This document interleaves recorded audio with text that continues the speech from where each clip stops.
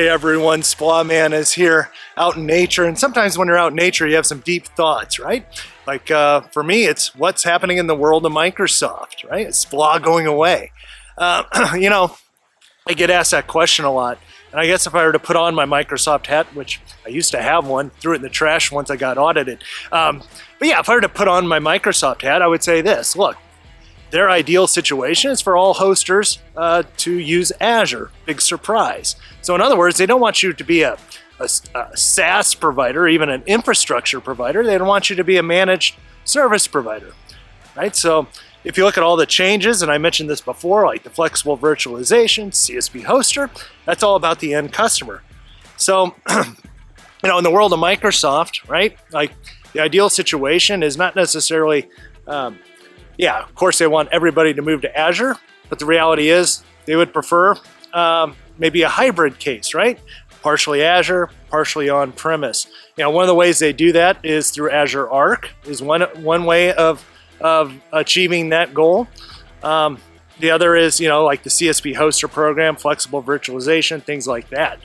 So I think that's the big challenge at Microsoft right now, or at least the direction that I see them taking the program. You know, if you're an ISV, I think their plan there is for ISVs to use the Azure Marketplace, right? Like field sellers nowadays in fiscal year 2024, they're compensated by how much is transacted through the Azure portal.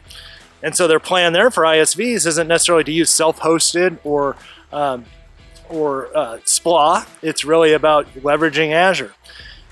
So yeah, that's the direction Microsoft is going. I would say for you as a hoster, what I'm seeing, you know, I don't see too many SaaS providers anymore. No one's hosting Office or Exchange anymore, right?